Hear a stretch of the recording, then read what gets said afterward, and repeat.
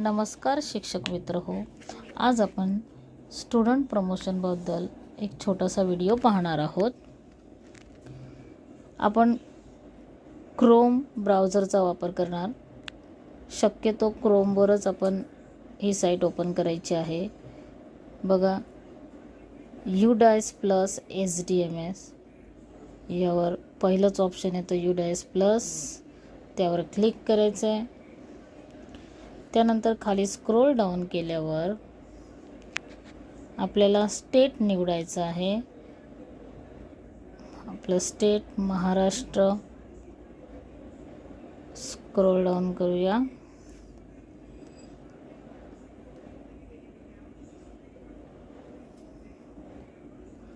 Maharashtra select केलं. गो. यापुढे आपण यूजर ID म्हणून आपला UDICE नंबर व पासवर्ड टाकायचा आहे आणि कॅपचा व्यवस्थित टाकायचा आहे, कारण तिथे चुकल्यानंतर पुन्हा आपल्याला यूजर ID आणि पासवर्ड टाकावा लागतो. जर कॅपच्यामध्ये काही डाऊट वाटत असेल तर रिफ्रेश करून आपण पुन्हा नवीन कॅपचा मिळवू शकतो. लॉग इन केलं.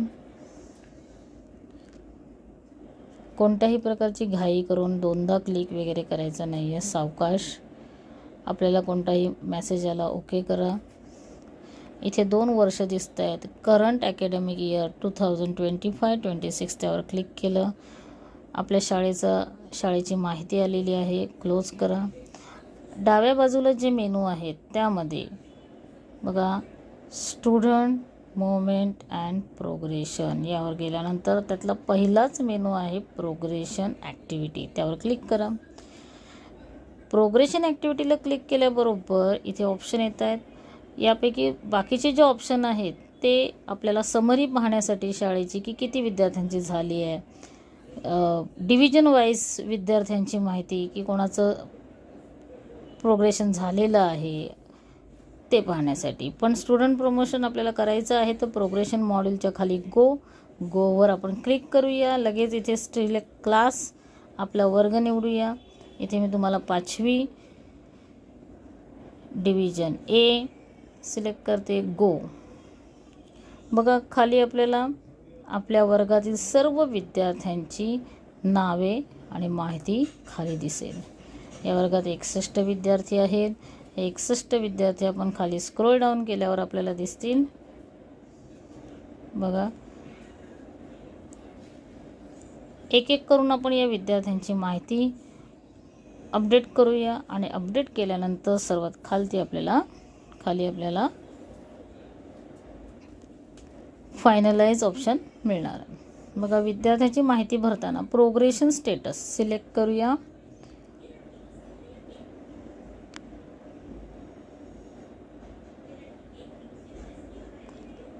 मल्टिपल ऑप्शन्स तिथे दिसतील.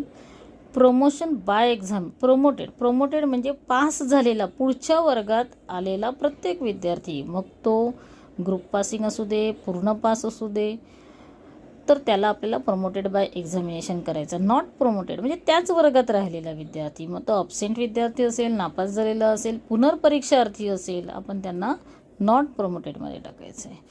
तर प्रमोटेड बाय एक्झामिनेशनवर आपण क्लिक करूया. खाली मार्क्स इन पर्सेंटेज, इथे आपल्याला राऊंड अप करायचे आहेत. राऊंड फिगरमध्येच आपल्याला मार्क्स लिहायचे आहेत. Number of days, annual attendance त्या विद्यार्थ्याची भरायची.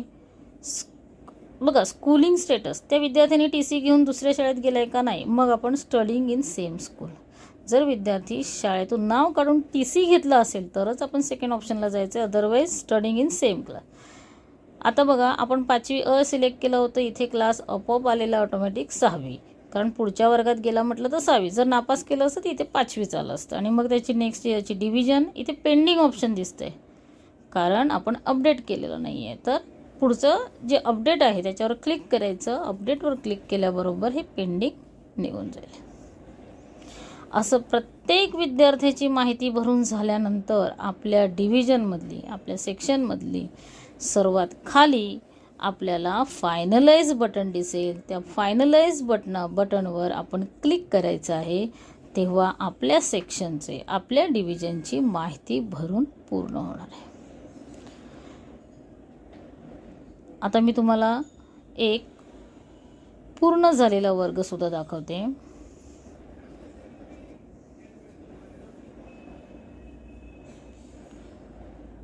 बघा, 9वीचा वर्ग घेऊया. 9वी डिव्हिजन घेऊया ए. गो.